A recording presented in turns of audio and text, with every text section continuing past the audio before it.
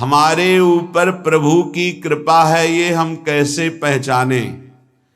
ये 8 लक्षण प्रकट होने लगते हैं जिसके ऊपर प्रभु की कृपा होती है। हमारे ऊपर प्रभु की कृपा है ये हम कैसे पहचाने? तो ये 8 लक्षण प्रकट होने लगते हैं जिस पर हरिजू की प्रियाजू की कृपा है। पहला, घोर अपराध करने वाले के प्रति भी दया की भावना,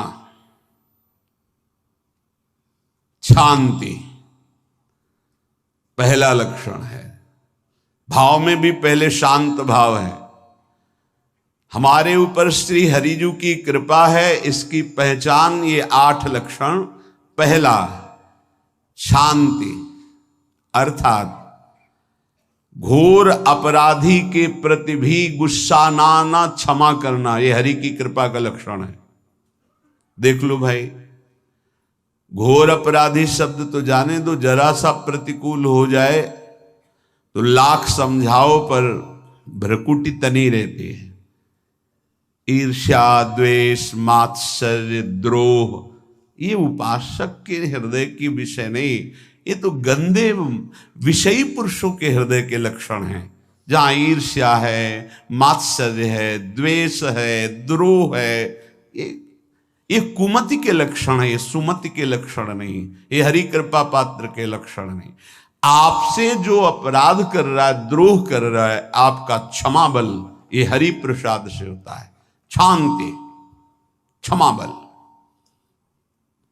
शांति, सह गया, क्या करूं, सहना ही पड़ेगा क्योंकि भगवत मार्ग में वो ऐसा नहीं होता। शांति, बुरा ही नहीं लगा, हरि कृपा पात्र को बुरा ही नहीं लगा। उमा संत के यही बड़ाई, मंद करत जो करे भलाई, ये सीधा शांति की व्याख्या है। अपने यहां मंगल गान में, करत जे अनुशहन निंदक तिनहु पे अनुग्रह कियो, ये है हरि कृपा, ये है आचार्य कृपा, गुरु कृपा। अपराधी पर भी क्षमा का भाव होना, भला ऐसा है, अपराधी पर भी क्षमा का भाव होना, ये हरि कृपा पात्र में ही होगा, अन्य में नहीं। तो अगर अपने हृदय में ऐसा लगे कि ऐसा नहीं है तो हरिजू से प्रार्थना करनी चाहिए कि कृपा करो, मेरे में सामर्थ्य आवे। दूसरा, अनुसूया, वो किसी भी के प्रति कभी भी कोई दोष दर्शन ही नहीं करेगा। दोष कथन, दोष श्रवण की तो बात जाने दो। अनुसूया, दूसरों के गुणों में दोष ढूंढना ये नहीं होता, हरि कृपा पात्र में ये नहीं था। ये सब भजन के नाश करने वाले, जैसे पहला अपराधी पर क्रोध कर देना, तो माया ने भेजा इसीलिए था कि तुम्हारे साथ व्यवहार ऐसा करे कि तुम क्रोध करो, क्रोध करोगे तुम्हारी ऊर्जा शक्ति नष्ट हो जाएगी, अध्यात्म में जो चलने की थी, और कहीं तुमने संकल्प कर लिया तो भजन शक्ति नष्ट हो जाएगी। तो अगर भजन बल है तो गया, जरूर उसको दंड मिलेगा, पक्का मिलेगा, 100% मिलेगा, लेकिन आप खाली हो गए। ना भजन करने की वृत्ति रहेगी और ना भजन रहेगा, दोनों बात। अनुसूया, किसी के सद्गुणों में दोष देखना, गुणों में दोष ढूंढना, ये हरि कृपा पात्र में नहीं होता। ये बहुत मंगलमयी बातें हैं जिससे हमारा भजन मार्ग पुष्ट होता है। तीसरा, वो बाहर से और भीतर से पवित्र रहता है, हरि कृपा पात्र। शौचाचार का ज्ञान होना चाहिए, वस्त्र आपके पवित्र होने चाहिए, ये बाहरी जल रज आदि के द्वारा बाहरी पवित्रता, और निष्कपटता, निश्चलता, सत्य भाव, ये अंदर की पवित्रता है। अगर कपट है, छल है, असत्य है तो हृदय मलिन रहता है। भीतर और बाहर से पवित्र रहना, इसमें खास बात क्या है? भीतर और बाहर से पवित्र रहने में, भीतर और बाहर से सदैव पवित्र कौन रह सकता है? तो बोले जो पुंडरीकाक्ष भगवान श्री हरि का प्रियाजू का स्मरण करता रहता है वो शवायाभ्यंतर शुचि, वो बाह्य और अभ्यंतर दोनों से पावन रहता है। तीसरी जो कृपा का लक्षण है अर्थात वो सदैव भगवत चिंतन परायण, शौचाचार का पालन करने वाला, बाहर और भीतर से हरि कृपा पात्र पवित्र रहता है। लघु शंका में जल पात्र में रखा जाता है, जनेंद्रिय को पवित्र किया जाता है, फिर हाथ रज से धो के, फिर कुल्ला करके, आचमन करके, पैर धोकर, ऐसे पवित्र आचरण, ऐसे पशुवत व्यवहार ठीक नहीं। कुछ लोग ऐसी गलती करते हैं कि जिसमें शौच हुआ जाता है उसी में बैठकर लघु शंका करते हैं, तो सारे वस्त्र, पूरा शरीर अपवित्र हो गया आपका। अब तो अटैच बाथरूम की व्यवस्था माया ने कर दी है। हमें लगता है कि शौचालय अलग होना चाहिए और स्नान गृह अलग होना चाहिए, थोड़ा ही चाहे भेद हो, अंतराय होना चाहिए पवित्रता के लिए। अब ये शौचालय है, यही स्नान करना है, यही लघु शंका करनी है, तो पवित्रता का निर्वाह नहीं हो पाता। यदि जिस उस जगह आप शौच करते हैं, जो बैठकर उसी पे बैठ के लघु शंका करते हैं, तो आपको पूरा वस्त्र सहित स्नान करना चाहिए पवित्रता के, तभी बुद्धि भ्रष्ट हो जाती है। आपको मंत्र का निरंतर चलना ये कठिन पड़ जाएगा। पवित्रता का निर्वाह करो। देह राग मिटने के बाद एक स्थिति आती है, अवधूत स्थिति, उसमें फिर शरीर की पवित्रता का कोई संबंध नहीं रह जाता। पर अभी तो संबंध है ना देह भाव से, तो बहुत हो से लघु शंका ऐसे करें कि आपके पैरों में, वस्त्रों में छिट्टी ना पड़े, पवित्र रहें।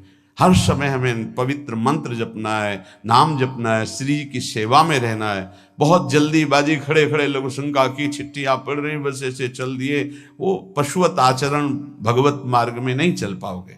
वो अंदर तुम्हारे व्याकुलता पैदा करता रहेगा, भोगों की, संसार की। शौचाचार का बहुत बड़ा फल है, शरीर राग छूट जाएगा। ये बात समझ लो, शरीर राग छूट जाएगा। शरीर संबंधी पवित्रता शरीर राग छोड़ा देती है, आंतरिक रहस्य है ये। चौथा, ऐसे कार्यों का अनुष्ठान न करें जिनमें हमारा भजन छूटता है, जिनमें सत्य छूटता है, जिनमें भगवत भाव छूटता है। जैसे आपके ऊपर कृपा हुई, आप भगवत मार्ग में चल रहे हैं, अब आप ऐसे संसारिक कार्यों का अनुष्ठान कर रहे हैं जिनमें आपकी चित्तवृत्ति बिल्कुल भगवत विमुख हो रही, तो जीवन का लाभ क्या होगा? लाभ तो है भगवत स्मरण सहित।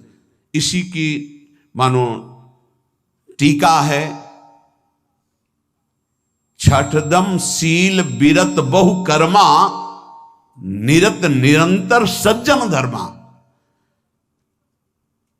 शीलवान और ऐसे कर्मों से विरत जिनसे भगवत विस्मरण होता है, जो सज्जन पुरुषों के द्वारा धर्मानुष्ठान होते हुए उन्हीं का अनुष्ठान, ऐसे कर्मों में ना जाए जिससे भगवत विस्मरण होता है।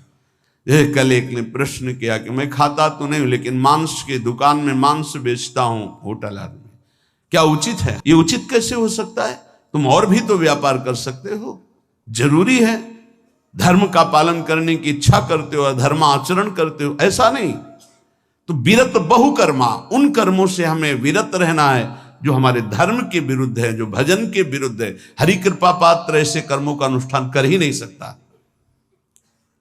और शारीरिक श्रम इतना जिससे हमारा भजन का तार ना टूटे।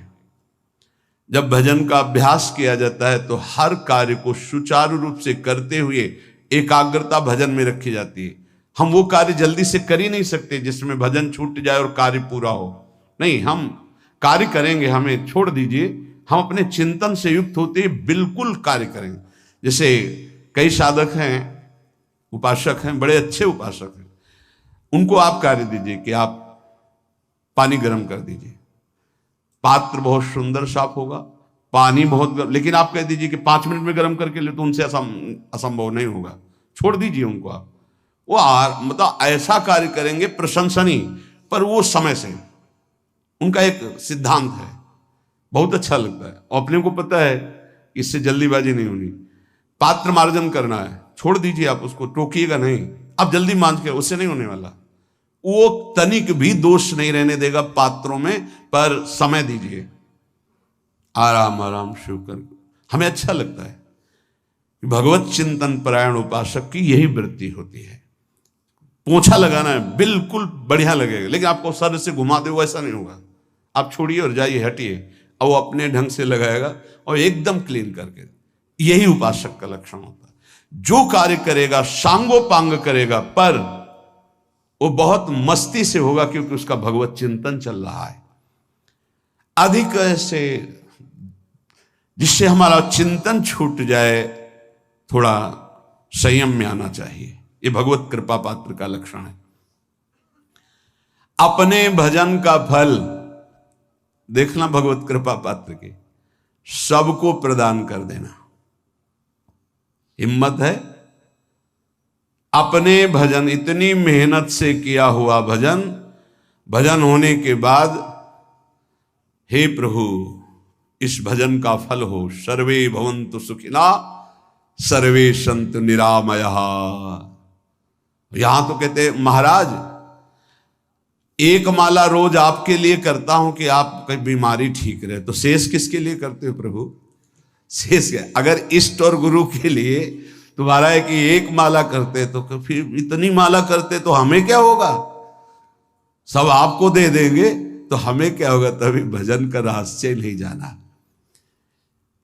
सबके मंगल के लिए अपने भजन को समर्पित कर देना। देखो भाई भजनानंदी, भजन में अरुचि होने लगेगी? नहीं होने लगेगी। सुबह से शाम तक पसीना चुआए हम, और भजन का फल दे दे सबको। तो इसका रहस्य बताते हैं।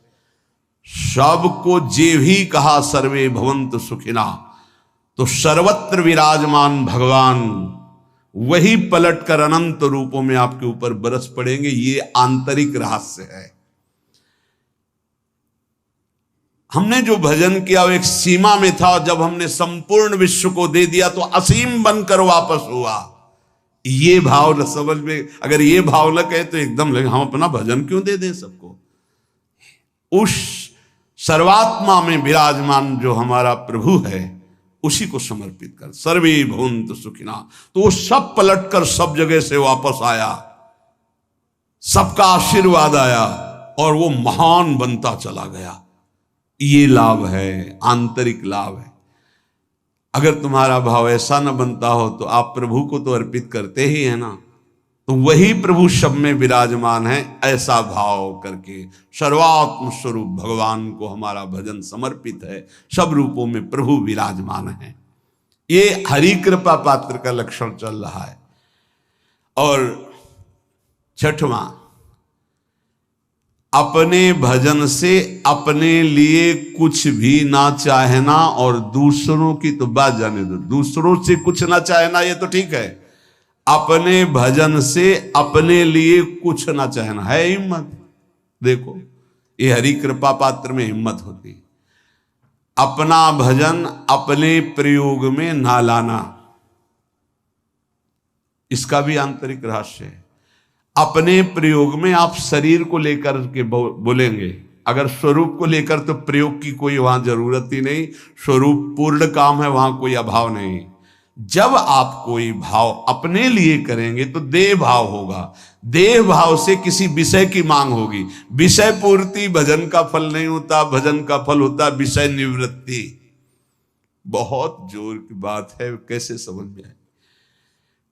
अपने भजन का भी फल अपने लिए नहीं, दूसरों से कुछ चाह रखना तो बात ही जाने दो।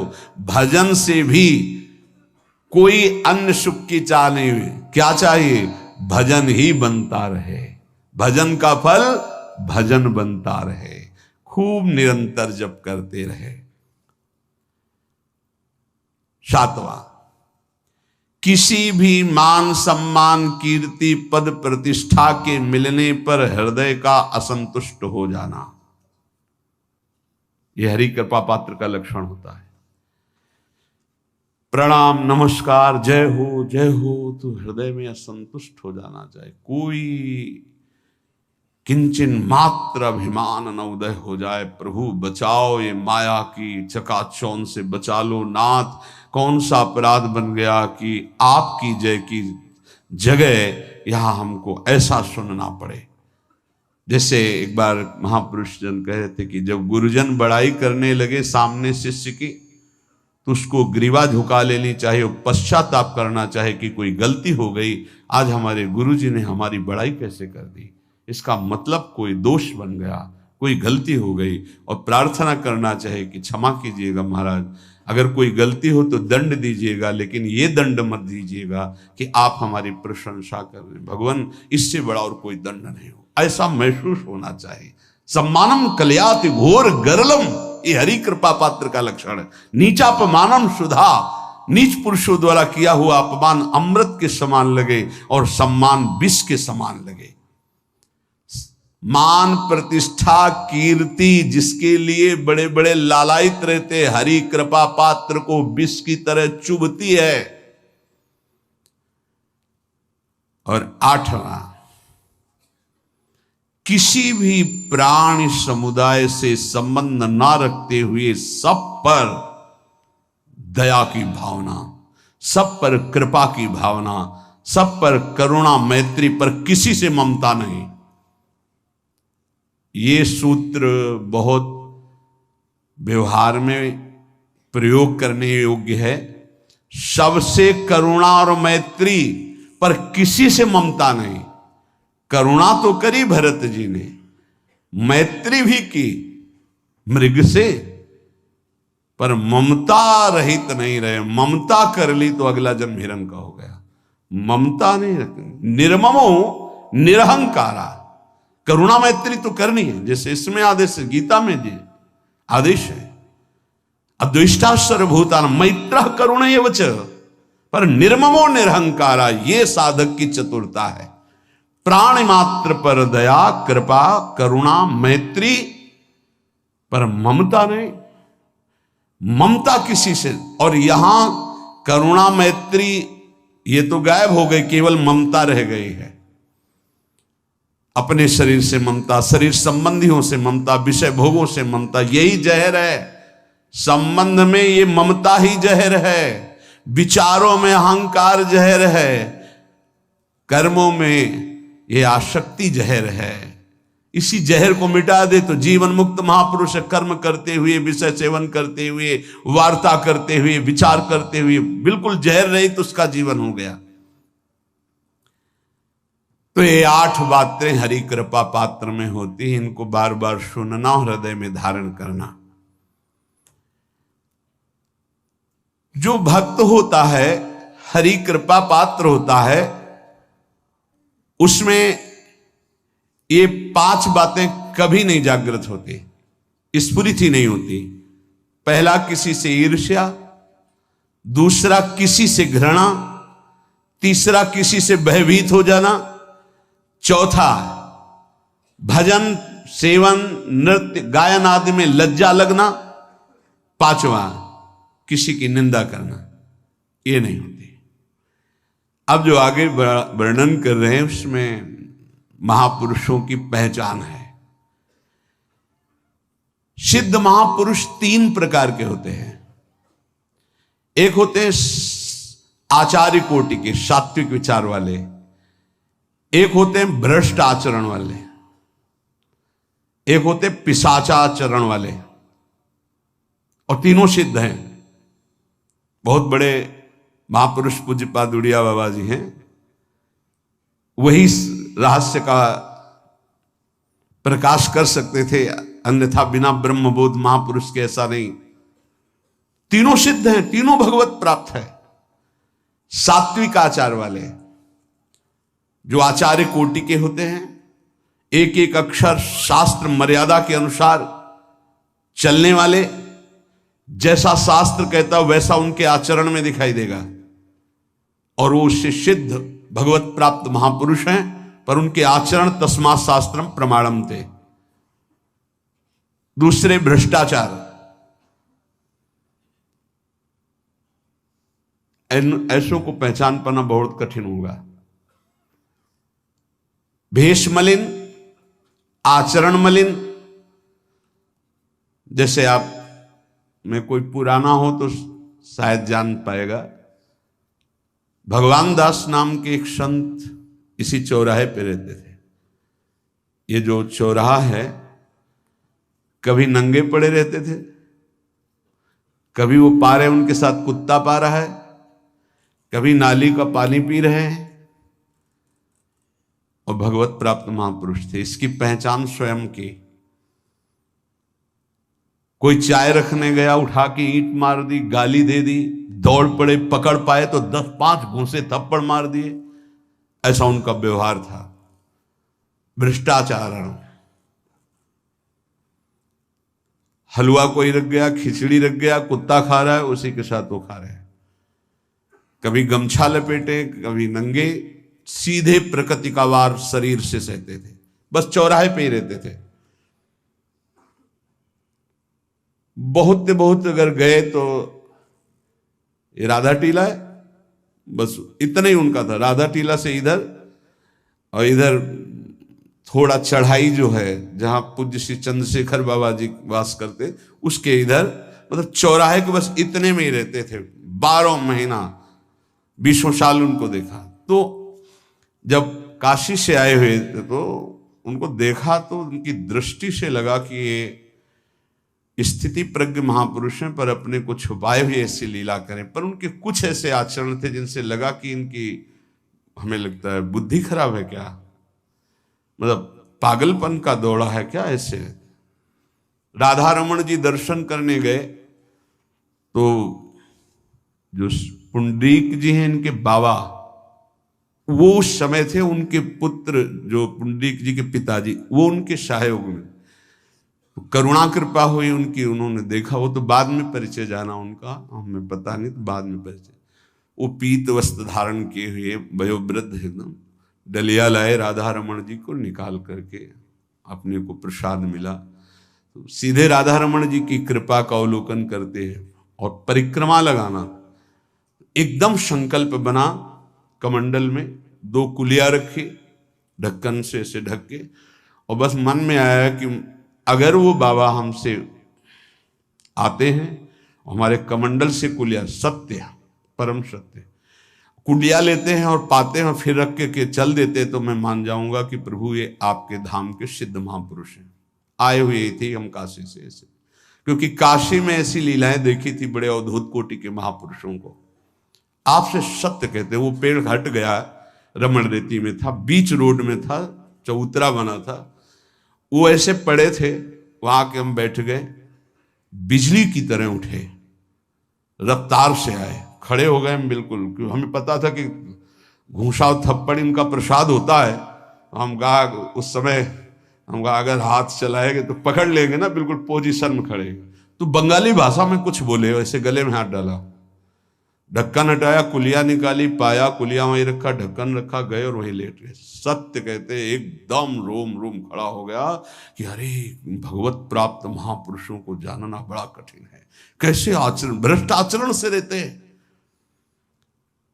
कभी दिगंबर, कभी गमछा लगा हुआ है, कभी कुत्ते के साथ खा रहे, कभी नाली का पानी पी रहे। पूज्य बाबा कह रहे आचरण मलिन, नाली या पैखाने का भी पानी पीने में उनको कोई भी परेशानी नहीं। गंदे जगह मलिन भाव से पड़े रहना, किंतु वृत्ति हर समय भगवदाकार रहना, भगवदाकार रहना। ये तीसरे, पिशाचाचार, गाली गलौज करना, ईंट पत्थर से मारना,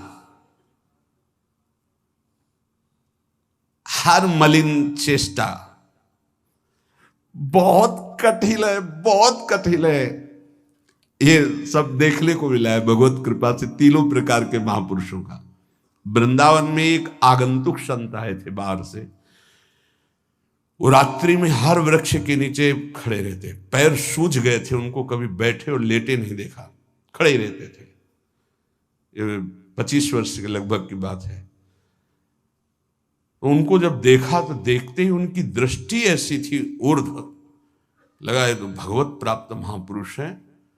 45 वर्ष की अवस्था हो, बस खड़े रहते थे, चरण उनके फट गए थे ऊपर से ऐसे खड़े खड़े। रात्रि में एक दिन हिम्मत की, बोलते नहीं थे वो, अरे लार बह रही है ऐसे गंदे कपड़े, तो महाराज जी आप कृपा करें। उस समय मदन टेर में कि आप आइए, तो सहज में से खड़े हो गए। तो आटे के 4 लड्डू हमें मिले हुए थे, तो उनका आप कृपा करके पाइए, पाले। तुमका आपका ये जो बाहरी परिवेश है और आपके जो बाहरी लीलाएं हैं, ये बाहरी लोग तो भले न समझ पाए, पर प्रभु मुझे ऐसा अनुभव होता है आप भगवत प्राप्त महापुरुष हैं। रो पड़े हो, कभी हमने उनको ऐसा नहीं देखा, रो पड़े। और उनका ये हमारे गुरुदेव की कृपा है। उनका कब से वृंदावन आप आए? बोले कुछ दिन हुए। बोले वृंदावन की रज का प्रभाव कितना दिव्य है कि अब जाने का मन नहीं होता है। पर आप अब दोबारा हमसे मिलने की चेष्टा मत कीजिएगा, कभी दूर से देख लीजिएगा, पर आप कभी मिलिएगा नहीं। आप भक्त हैं इसलिए आपसे संभाषण कर लिया। ये तो आपने सुना सुबह की लीला, ईंट चल रही थी उनपे, वो दिगंबर खड़े थे, ईंट मार रहे थे लोग, परिक्रमा वाले लोग उनको ईंट मार रहे थे, कई जगह उनके ईंट लगी। उनको लग रहा था ये पागल है, नहीं पहचाना जा सकता। 3 प्रकार के महापुरुष होते। एक होते सात्विक आचार वाले, बहुत जो शास्त्रीय आज्ञा वैसे ही अक्षरशः आपको दिखाई देंगे, आचार्य कोटि के, पवित्र शरीर, पवित्र वस्त्र, पवित्र आचरण, एकदम आचार्य कोटि। दूसरे एकदम भ्रष्ट आचरण, समझ ही नहीं सकते आप। तीसरे पिशाच की तरह, समझ ही नहीं सकते उनको। अब लाभ होता है केवल पहले वाले से, सात्विक तस्मात् शास्त्रम प्रमाणम थे, इससे जनता का लाभ होता है। इन 2 से विशेष हानि हो जाती है, क्योंकि इनके आचरण ऐसे होते हैं, साधु अवज्ञा तुरंत भव, बहुत जल्दी विनाश होता है ऐसे महापुरुषों के अपमान से।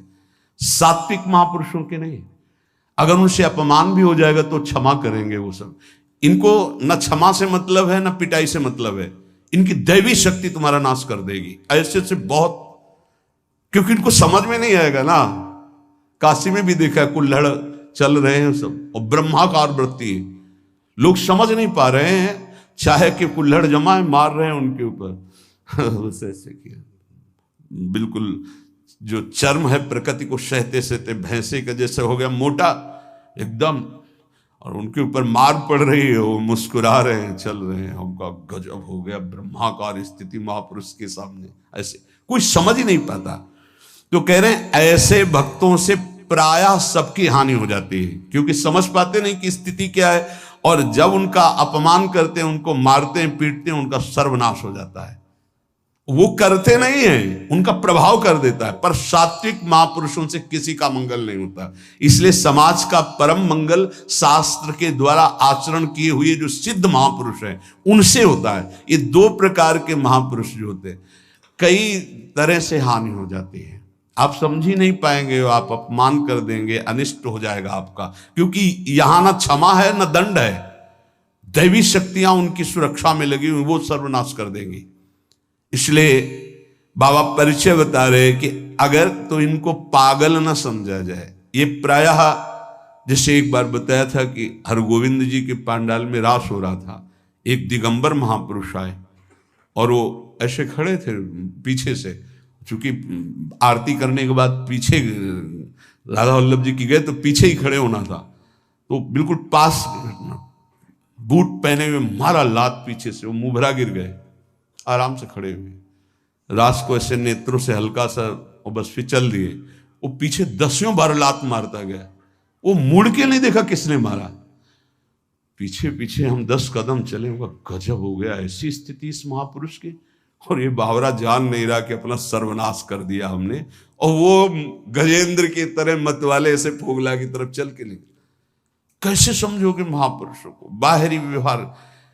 अभी 10-12 वर्ष की बात है, यमुना के पार ऐसे खो करके रहते थे दिगंबर एक महात्मा। अब है कि नहीं मुझे पता नहीं, पहले यमुना किनारे जाते थे बैठने तो बस वो चीखते थे, राजकुमारी राजकुमार, राजकुमारी राजकुमार, यमुना पार से राजकुमारी राजकुमार।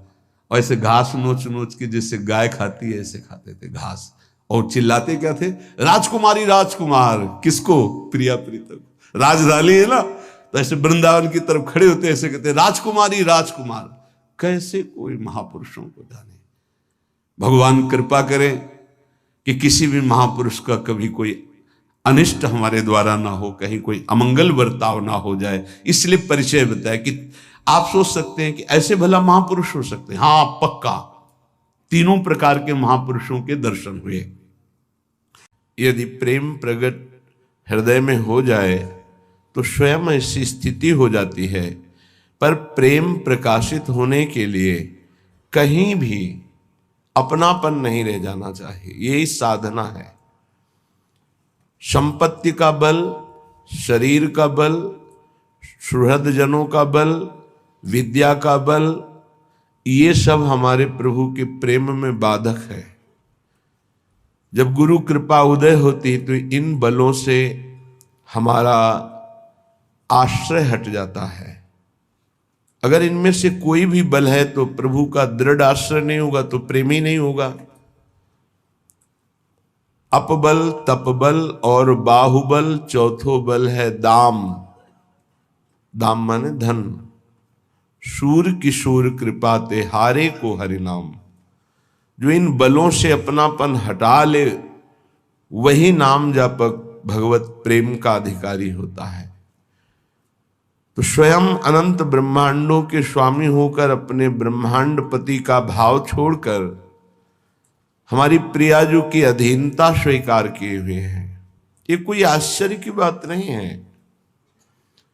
ये तो अनंत ब्रह्मांडों का स्वामित्व भूलकर अपने भक्त के चरण चापते पाए गए, भक्त की लंगोटी धोते पाए गए, भक्त का रथ हाँकते पाए गए। ये ऐसे प्रेमी हैं। फिर प्रियाजू तो साक्षात लालजू के ही हृदय का मूर्तिमान प्रेम है। तो यहां भाव यह आता है कि जब आपको प्रेम प्राप्ति की लालसा रसिकों के संग से प्रकट होगी तो किंचिन मात्र कहीं अहम नहीं रह जाएगा, अपनापन नहीं रह जाएगा। संपूर्ण अहम और अपनापन, अहम का तात्पर्य होता है अहंकार। मैं विद्वान, मैं धनवान, मैं कुलवान, मैं रूपवान, मैं ज्ञानी, मैं ये जो मैं ये प्रियाजू के चरणों में अर्पित हो जाए तो प्रेम का प्रकाश हो जाए। प्रेम प्रकाश जहां हमारी प्यारी जो चरण पधराती लालजू मानो अरविंदाक्ष कमल नयन, मानो अपने नेत्र रूपी कमलों के वहां पावड़े बिछा देते हैं। जैसे भरत जी से वशिष्ठ जी आदि महापुरुषों ने कहा कि तुम्हारे चरणों में छाले पड़ गए हैं, थोड़ी देर के लिए रथ पर सवार हो जाइए, आपको बहुत पीड़ा हो रही है। तो भरत जी ने कहा जहां हमारे स्वामी सियाराम के चरण पड़े हैं वहां हम घोड़े की सवारी करके या रथ पे बैठ के जाए, यही हमारी दास्ता है। हम ऐसे ही हैं। उचित तो यह है कि सिर भर जाऊं उचित असमोरा, सब ते सेवक धर्म कठोरा। जहां हमारे स्वामी के चरण पड़े हैं वहां मैं सिर के बल जाऊं। श्रीधाम वृंदावन प्रिया प्रीतम का निज महल, जितनी दैन्यता आपके हृदय में होगी उतना ही अधिक आप यहां से पुण्य, नाम बल, भक्ति बल, कृपा बल ये प्राप्त करके जाएंगे। और यदि कोई भी अहंकार रखेंगे तो आपसे अपराध बन जाएगा और आप अपने सुकृत गंवा कर जाएंगे, अपराध लेकर जाएंगे। इसलिए प्रभु स्वयं आचरण करके दिखा रहे हैं, वो आचार्य हैं। धन संपत्ति वैभव अखिल कोटि ब्रह्मांड पति का भाव त्याग कर हमारी प्रियाजू की अधीनता स्वीकार किए हुए हैं। जहां स्वामिनी जू के चरण पड़ते हैं वहां अपने नेत्र कमल के पावड़े बिछा देते हैं। जहां जहां चरण धरत सुकुमारी, सो मग दृग अंचलन सवारो। और जैसे कोई किसी के पधारने के लिए सोहनी लगाता है, तो लाल जो मानो अपने पलकों की सोहनी लगाकर, नेत्रों के पावड़े बिछाकर स्वामिनी जी का स्वागत करते हैं, स्वामिनी जी का प्यार भरा पावड़े डालते हैं। ये भाव यहाँ हृदय का है। हमारा हृदय इतना वृंदावन में अहम रहित दैन्य हो तो बहुत जल्दी प्रेम प्रकाशित हो जाए। वृंदावन यही विधि बसे तजिके सब अभिमान, तृणते नीचो आपको सोई जाने। वही प्रिया प्रीतम के महान रहस्य को जान सकता है जो यहां अभिमान रहित होकर रह रहा, किसी भी तरह का कोई अभिमान नहीं। भक्त का तो अभिमान रहने भी नहीं देते प्रभु। मैं जितेंद्री, मैं ज्ञानी, मैं कुछ भी, मैं तो वो फिर घुटने के बल आएगा, गिरेगा एक बार और उसको अनुभव होगा, वो रोएगा कि मैं कुछ नहीं हूं, बस फिर उठ जाएगा। नामे भक्ता प्रणश्यति, भक्त का पतन तो नहीं होता पर पतन जैसा होता है अहंकार के कारण। अहम रहित धाम का यदि वास हो तो बहुत जल्दी यहां लाभ प्राप्त होता है। पर अहंकार बिना गुरुजनों की शरण में गए, उनकी आज्ञा में रहे, अहंकार नष्ट नहीं होता। ये संस्कृति का मूल चक्र है। देखो अखिल कोटि ब्रह्मांड नायक हैं, भय दीन रस रसिक शिरोमणि, रंग मनोरथ करन विचारो, नेक प्रसन्न होई रति नागरी, बिच बिच मोतन करहि निहारो। इतने बड़े हैं प्रभु कि जो भी बड़ा होता है इनकी बड़ाई से होता है। वो दीन होकर प्रियाजू से याचना करते हैं प्रेम की और कहते हैं कि आप कृपा करके, कृपा कोर करके हमारी तरफ देख लो बस।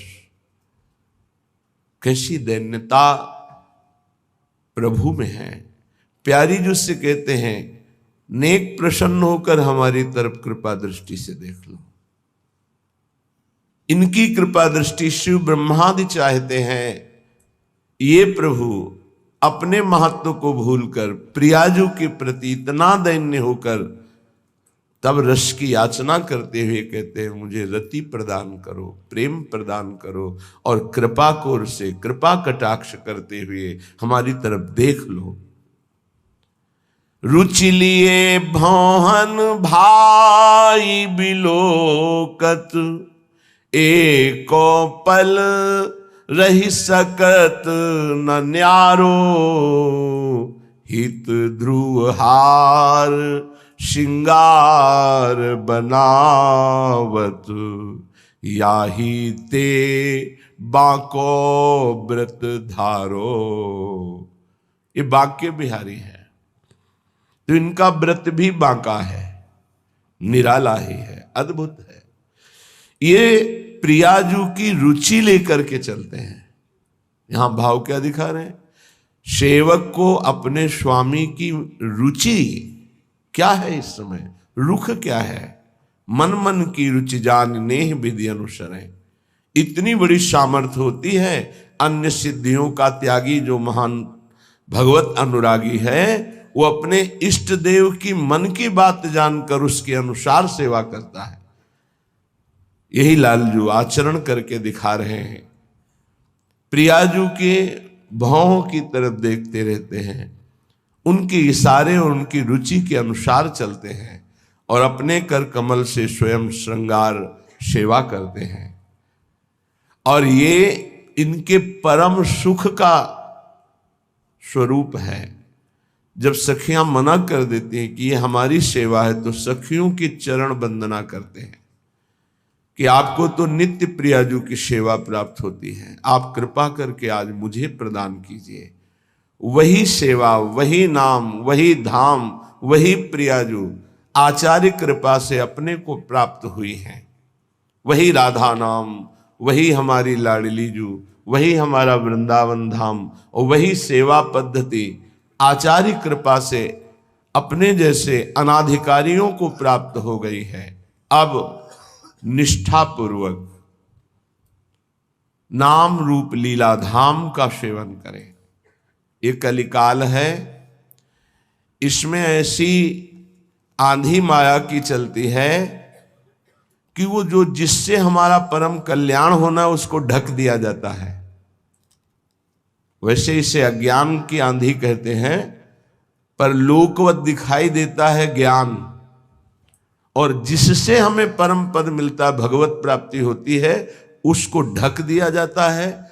और जहां हमें बार बार जन्म मरण का भटकाव ही मिले, ऐसे हमें साधनों में लगाया जाता है।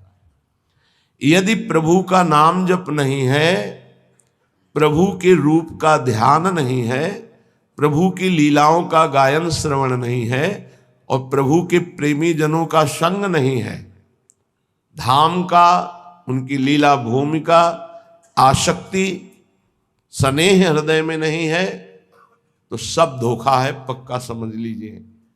खूब साधन पथ पे चल के आपको ये बात बता रहे हैं।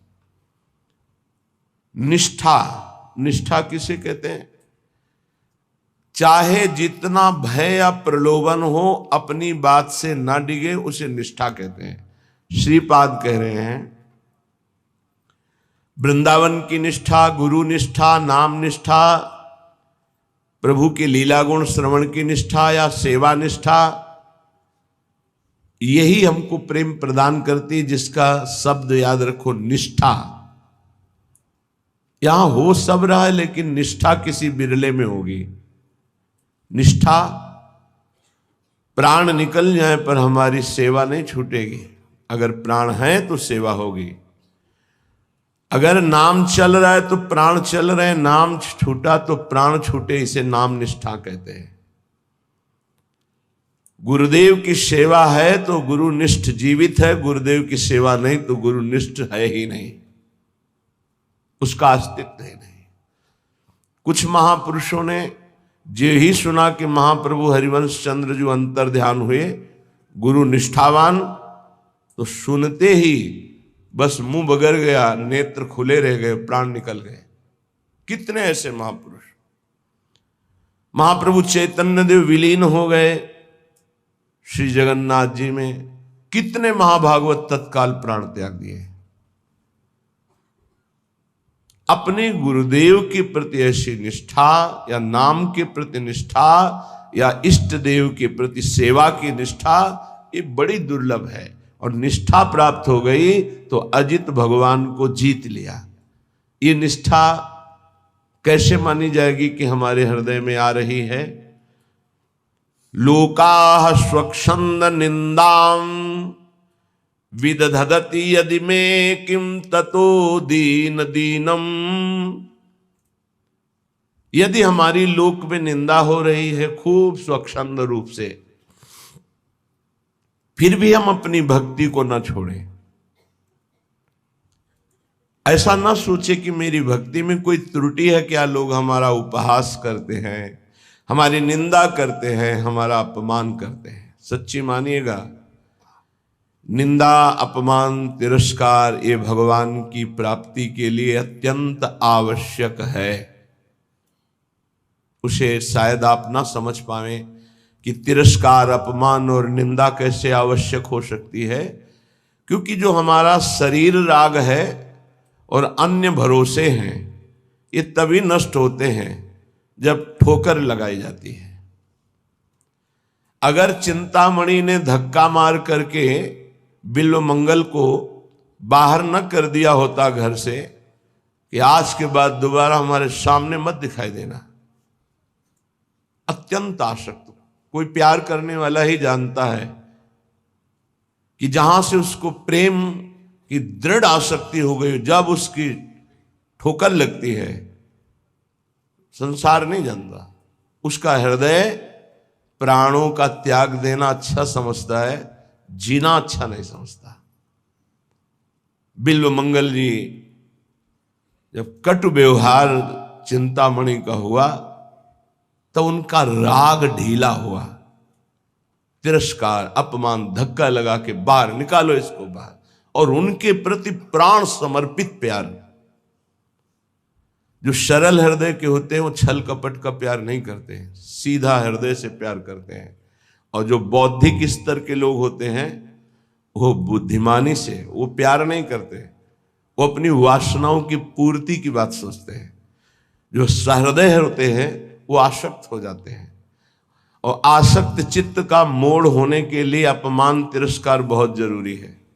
और जो बौद्धिक स्तर से भोगों का भोग भोगते रहते हैं, भगवान ही बचावे, क्योंकि सहृदय तो है नहीं, तो इनका अपमान भी होगा तो ये शांत होकर निकल जाएंगे और दूसरी जगह अपना भाव स्थापित करने की कोशिश करेंगे, क्योंकि उनको किसी से प्यार नहीं, उनको केवल वासनाओं का खेल खेलना होता है। अगर ठोकर लगी, तिरस्कार हुआ, घर में तो कोई रह नहीं गया था, संसार में थी तो कोई चिंतामणि, बस दूसरा नहीं। परिणामतः संत शरण, ये होती कृपा। संसार का ठुकराया हुआ जीव, फिर भगवान उस पर कृपा करते हैं और साधु समागम देते हैं। ऐसा चित्त प्रभु में लगाया, भूल गए चिंतामणि के आंतरिक वियोग को, क्योंकि परम चिंतामणि तो भगवान है, श्री कृष्ण चंद्र जो। पर पूर्वाभ्यास फिर परेशान करता है। ऐसा नहीं कि भजन करने लगे तो वासना दब गई तो मिट नहीं गई, वो अंदर है। इसीलिए इस चरित्र से शिक्षा लेनी चाहिए। उपासक कभी अपने को ऐसा न समझे मैं विकार विजयी हो गया हूं। बिल्वमंगल जी ऐसा विराग्नि जगह कि अब वृंदावन चलूं, श्री कृष्ण के चरणारविंद से चिन्हित ब्रजभूमि में उनका गुणगान करते हुए, नाम जप करते हुए वहीं प्राण त्याग दूं। प्राण त्यागने का मतलब है आजीवन ब्रजवास। इसे कोई शरीर पूर्ति वाली बात में ना ले जाए। गुरु आश्रम से प्रणाम करके चल दिए।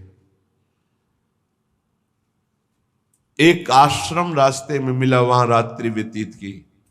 सुबह स्नान करके अपनी दिनचर्या कर रहे थे कि अचानक एक नववधू वहीं ठाकुर जी का पूजन करने आई हुई थी। बहुत सी माताएं बहनें गांव के आसपास जो मंदिर होते हैं उनके दर्शन निमित्त जाती हैं, पूजन करते हैं। बड़ा सरोवर था, देव मंदिर।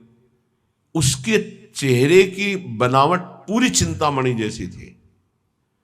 जी ही देखा पूर्वाभ्यास जगहा चिंतामणि।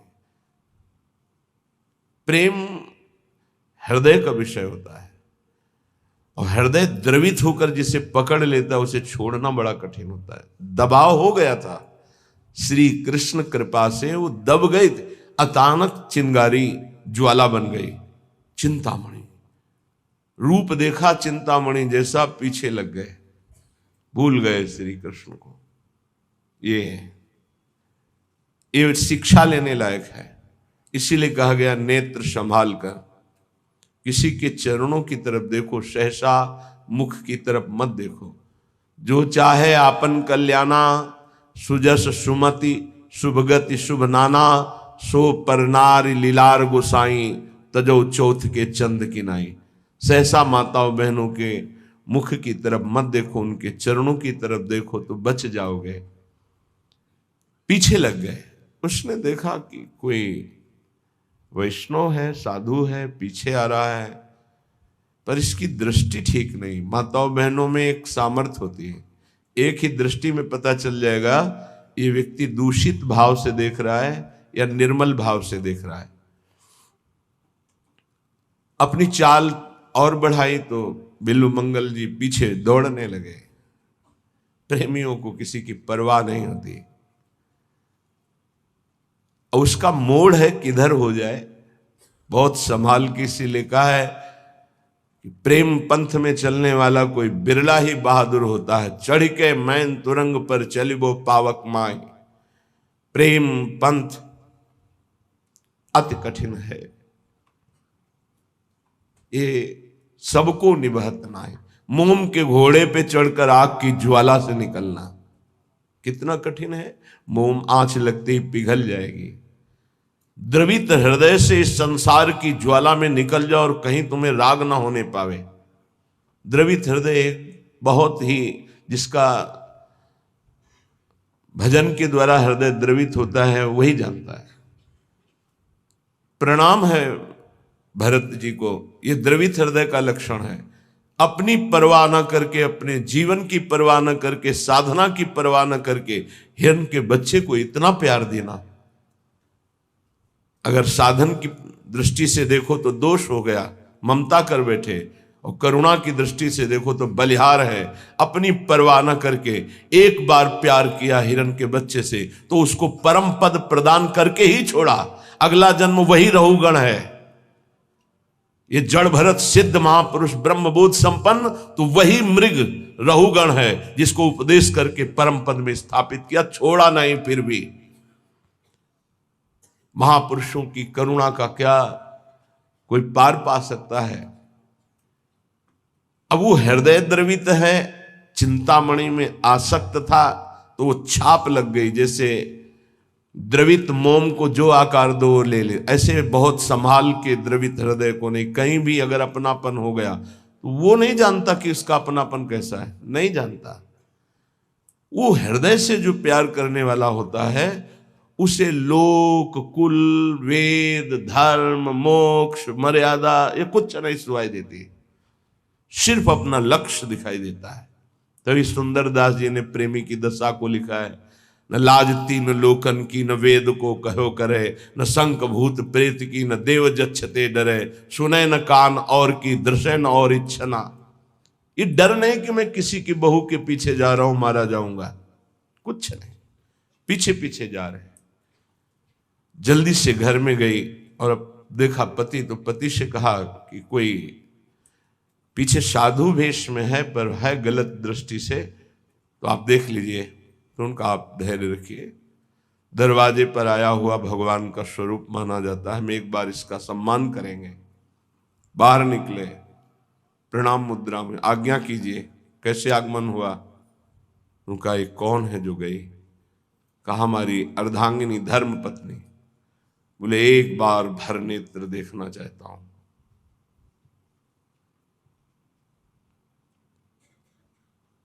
ऐसा ही अपने इष्ट के लिए होता है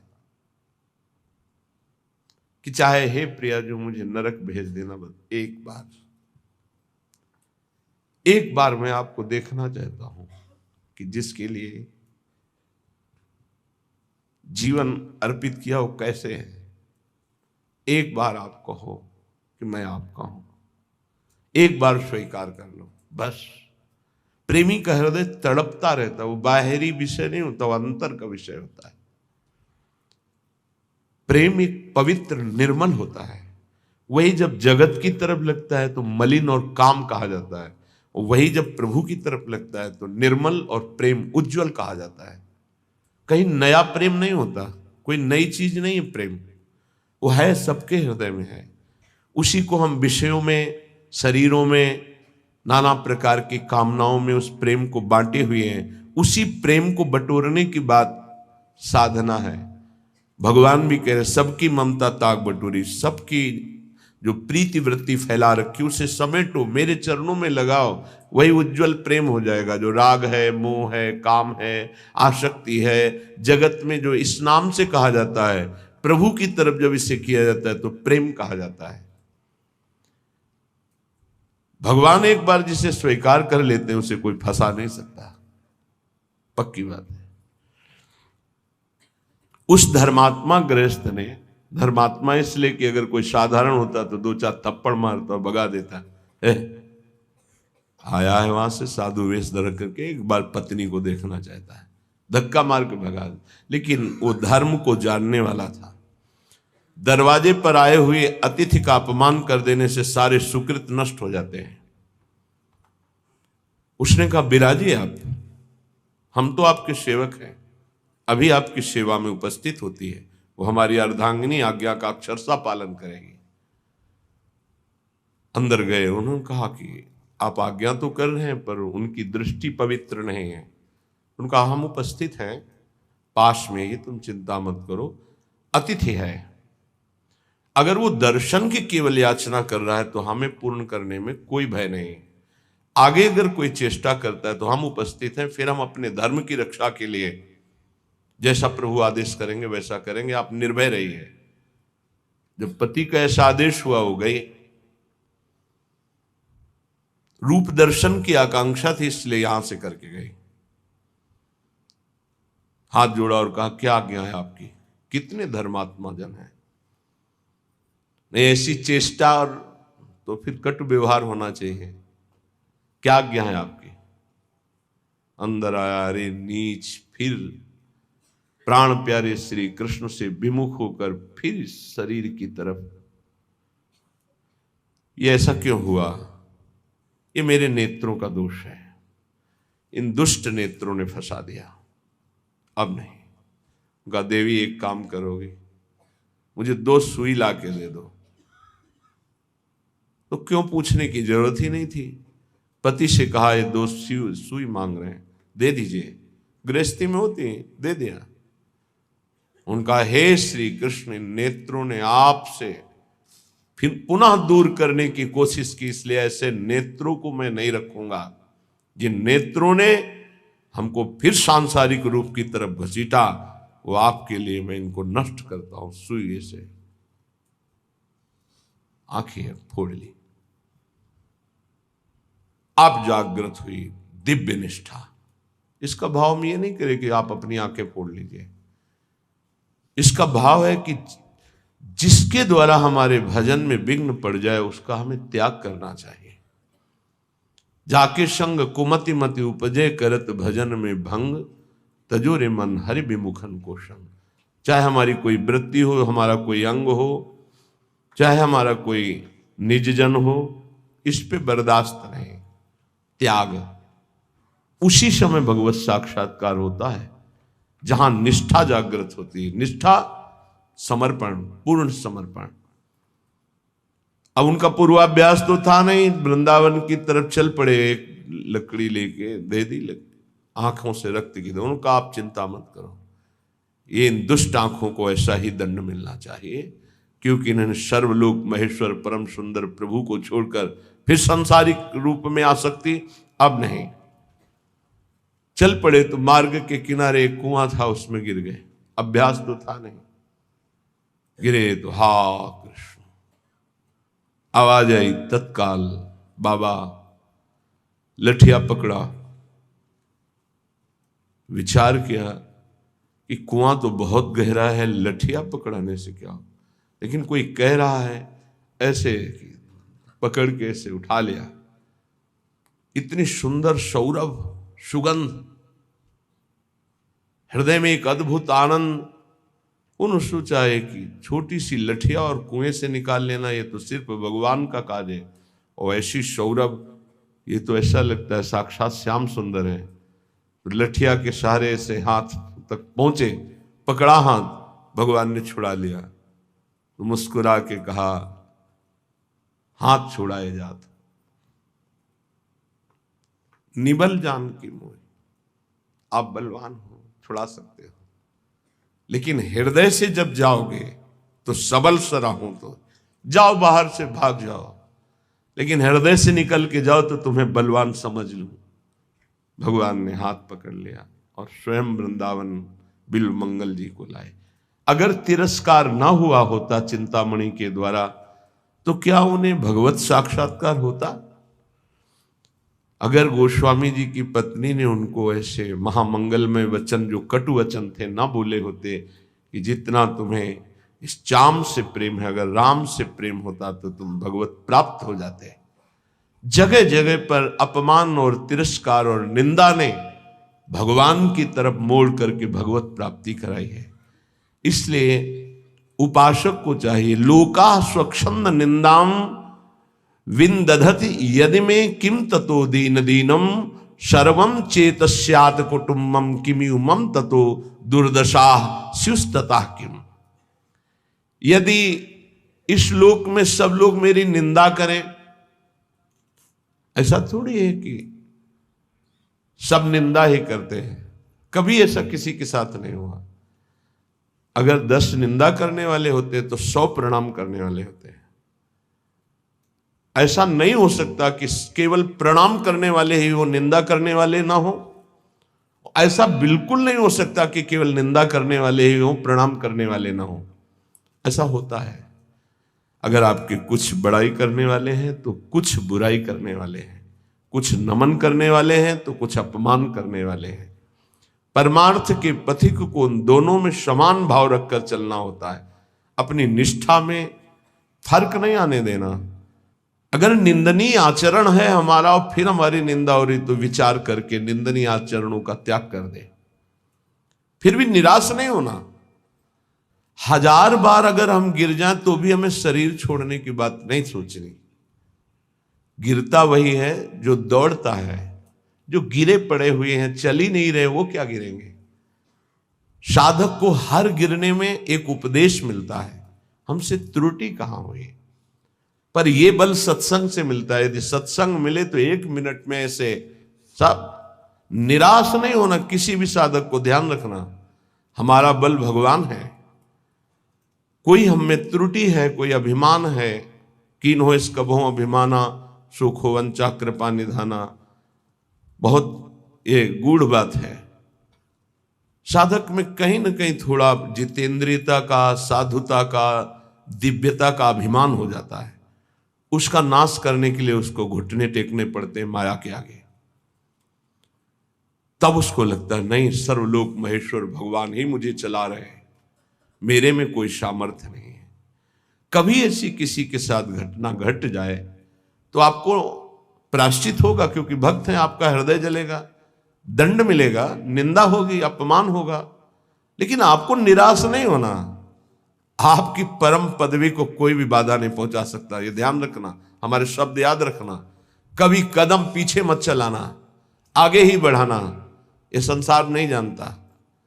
तभी हम कहते हैं कि संतों के पास बैठकर जो सुना जाता है उनके अनुभव सुने जाते हैं। शास्त्रों में तो सब लिखा ही है, लेकिन जो शास्त्रों में लिखा है उसका उन्होंने साक्षात्कार किया है, फिर अनुभव करके बोल रहे। तो इस बात को समझे।